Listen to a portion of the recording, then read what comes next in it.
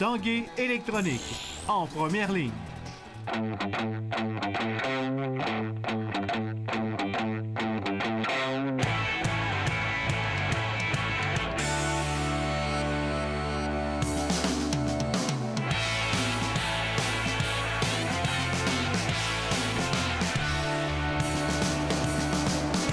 Salut, ici Jonathan Fournier et bienvenue à l'Esprit sportif. Aujourd'hui à l'émission, on vous parle du championnat provincial de curling féminin.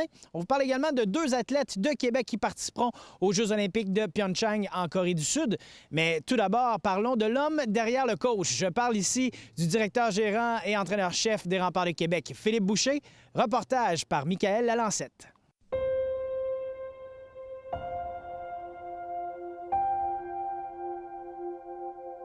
Quand j'ai commencé à coacher, honnêtement, je n'avais pas de routine. Journée de match, par contre, oui, journée de match, j'ai gardé ma routine d'ancien joueur.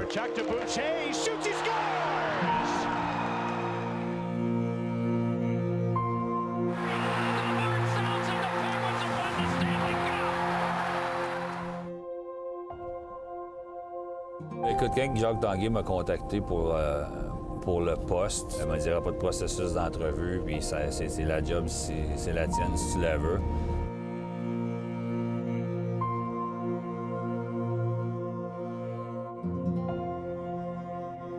C'est ici que ça a commencé, c'est ici que j'ai eu le plaisir de marquer quelques buts au Colisée Pepsi, au tournoi Pee-Wee, puis aussi dans la Ligue nationale, puis d'avoir coaché. Jamais je pensais que j'allais me rendre là. Philippe Boucher occupe l'un des postes les plus en vue du hockey junior canadien. On se revoit après la pratique. Il dirige une des équipes les plus prestigieuses de la Ligue de hockey junior majeur du Québec. Bonjour. Mais encore plus important, il a la chance de diriger son fils, le capitaine de l'équipe, Mathieu Boucher. Matt, you're gonna find a one-timer over there?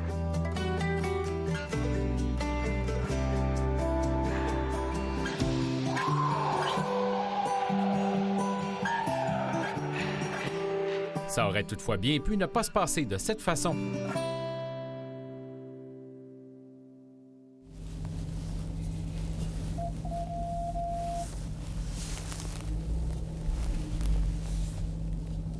Début au hockey, qu'est-ce que tu te souviens? On m'a dit que mon père me faisait marcher dans le gazon avec des patins avant que je sois capable de patiner parce que c'était bon. Pour quelque chose de même pour ton coup de patin, je me souviens que le hockey a toujours fait partie de ma vie. Mon père a joué au hockey, était quand même assez bon au hockey. Aurait eu la chance d'aller dans un camp avec les Bruins de Boston, mais jamais allé dans le temps que les gens patinaient dehors. Son père Jean-Claude Boucher est impliqué dans les sports. C'est grâce à lui et quelques amis que les jeunes de Saint-Apollinaire peuvent jouer au baseball, au hockey et au soccer. Ils ont parti de hockey compétition ensemble avec M. Normand. Ils ont fait des terrains de baseball pour nous autres, avec beaucoup de monde aussi, là, mais j'ai jamais joué au soccer. Il a fait partie des gens qui s'étaient impliqués, puis il y a un terrain de soccer, puis que les jeunes aient quelque chose à faire, puis que les jeunes jouent dehors, puis que les jeunes s'impliquent. Il aimait ça voir la jeunesse, je pense, s'exprimer, faire du sport, bouger. Moi, que j'avais rien à faire, je restais à l'autre bord de la rue de la passion extérieure. On a déménagé sur la rue Terry Fox, puis c'était passe sur la bande, lance, passe sur la bande, lance. J'étais tout seul, je faisais ça pendant des heures et des heures et des heures et des heures et des heures. C'est devenu vraiment là, mon arme de prédilection. Weather, Philippe Boucher shoots, he scores! Back to Boucher, one-timer, he scores! Oh, they get close and they'll score! Boucher fires and scores! Quand je veux m'amuser après une pratique, que je shoot encore des rondelles, ça me fait plaisir, j'aime ça. C'est avec son lancer frappé que Philippe Boucher sera un choix de premier tour des Sabres de Buffalo. Il va connaître beaucoup de succès dans la Ligue nationale de hockey. Score Buffalo, Philippe Boucher! Mais après 7 ans, il est retourné dans les mineurs et doit remonter les échelons un à un. Pendant toutes ces années, l'état de santé de son père le préoccupe. En 1986, le destin de la famille Boucher a basculé. Philippe n'avait que 13 ans lorsque son père Jean-Claude a paralysé des suites d'une embolie. Je l'ai lavé, mon père, je l'ai fait manger, je m'en suis occupé. Mes parents sont séparés, il fallait que je m'en occupe. Et je restais au bout de la rue, puis c'est moi qui faisais ça pour lui, puis je sais c'est quoi. Il est devenu son inspiration. Action speaks louder than words. Les actions parlent plus fort que les mots. J'ai toujours cru à ça. Et quand je l'ai vu agir avec ses problèmes personnels, quand je l'ai vu agir quand il était malade, ses actions m'ont montré c'était quoi de persévérer, de ne pas lâcher, de ne pas se plaindre. Puis quand je l'ai eu, moi je pensais, j'ai failli abandonner le hockey quand j'étais pro, quand je suis retourné dans les mineurs après 7 ans, puis que j'étais le meilleur défenseur de l'équipe. premier scoreur de l'équipe, premier scoreur de la Ligue des défenseurs, puis je me faisais jamais rappeler. J'ai eu envie de lâcher souvent, puis c'est là que l'enseignement de mon père, ou comment je l'ai vu agir, m'a vraiment servi. Fait qu'il y avait mon père et le hockey. C'est pour lui qu'il jouera la meilleure saison de sa carrière. Il sera même invité au prestigieux match des étoiles. Le téléphone sonne, Colin Campbell dit « Écoute, t'as toute une saison, hein, merci. Tu fais partie de l'équipe des étoiles, dis-les pas à personne, mais on ne veut pas de joueurs qui refusent de venir. On connaît très bien l'histoire de ton père. On sait ce qui se passe présentement. Est-ce que tu préfères aller le voir ou est-ce que tu préfères jouer le match des étoiles? C'est ton choix. » J'ai appelé mon père, on a décidé que j'allais y aller.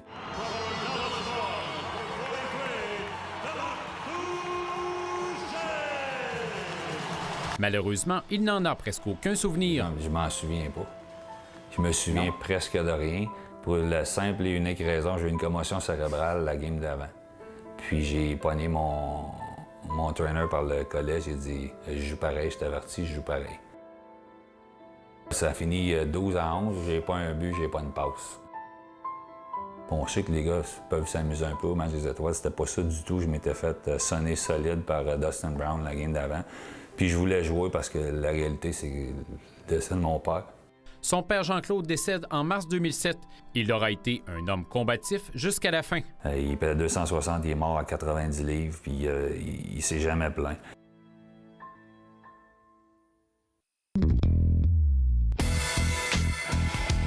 En patinage de vitesse longue piste, le Québécois Alexandre Saint-Jean s'est qualifié pour le 1000 mètres aux Jeux olympiques de Pyeongchang. Le patineur de Québec s'est assuré une participation lundi soir à Calgary en terminant deuxième sur cette distance à l'avant-dernier jour des épreuves de sélection de patinage de vitesse longue piste. Il s'agit d'un pari réussi pour l'athlète de 24 ans. Après avoir échoué aux sélections olympiques de courte piste pour les Jeux de 2014, il avait tenté le coup en vain à la longue piste 4 mois plus tard. Alexandre Saint-Jean s'élancera dans l'épreuve de 1000 mètres en Corée du Sud le 23 février prochain. Autre nomination toute québécoise aux Jeux olympiques, la planchiste Laurie Blouin partira pour la Corée. L'athlète de Stoneham, championne du monde en titre en snowboard slopestyle, a été sélectionnée par le Comité olympique canadien hier. Jusqu'à maintenant, elle a décroché un 8e rang au Do Tour en décembre, ainsi qu'une 9e place en slopestyle et une 5e en Big Air en Coupe du monde. Les deux disciplines sont au menu des Jeux olympiques cette année et Laurie participera aux deux épreuves. Après la pause à l'esprit sportif, le championnat provincial de curling féminin.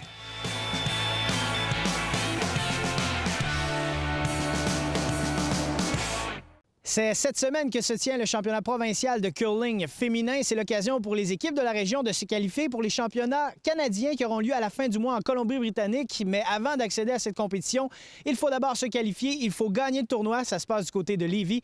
Le reportage d'André Martin.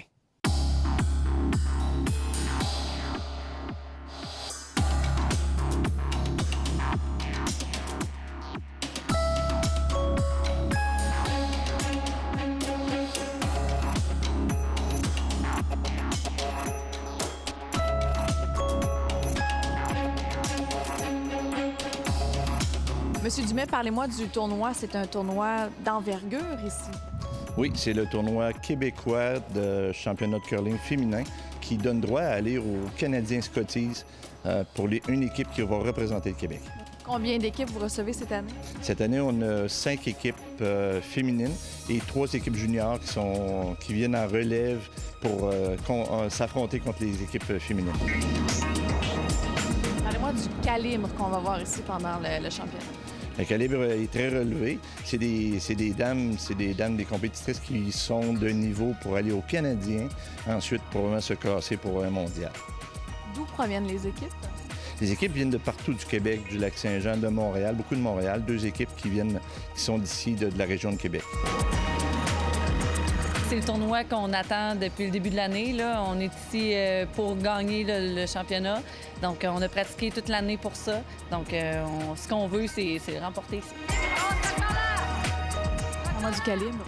Bien, c'est assez relevé, là, un peu comme les autres années. Disons qu'il y a l'équipe de FB Lille, là, que c'est l'équipe défendante, championne défendante. Donc, c'est sûr que c'est eux autres le target, là, la cible. Mais il y a plusieurs autres bonnes équipes. Là, Roxane Perron, qui a terminé 3e l'année passée aussi.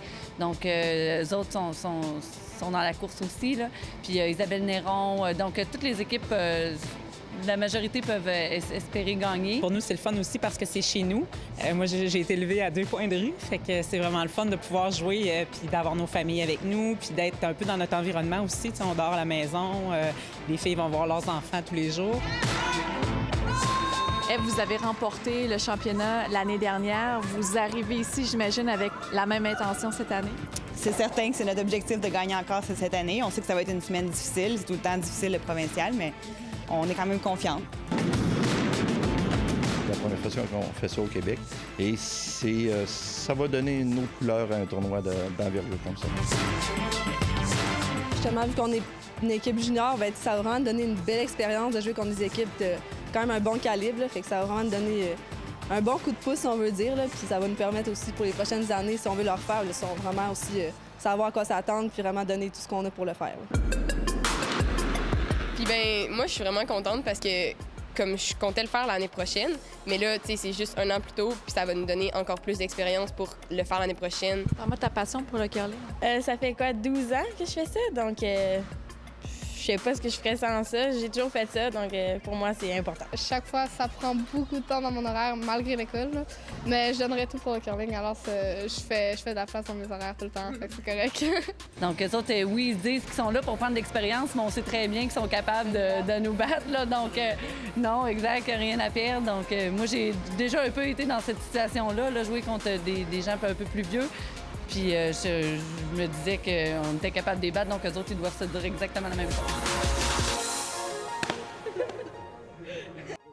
C'est déjà tout pour l'Esprit sportif. Avant de vous quitter, je vous invite à vous inscrire à notre concours sur la page Facebook de l'Esprit sportif. Vous pourriez remporter un accès à la loge TVA pour le match des Remparts dimanche. Il faut répondre à notre question directement sur la page Facebook. La question est la suivante. Lequel des joueurs des Remparts acquis lors de la dernière période des transactions changera la face et aidera le plus son équipe? On parle bien sûr des Remparts dans les prochains mois. Donc, répondez sur la page Facebook de l'Esprit sportif. On se dit à demain. Ciao!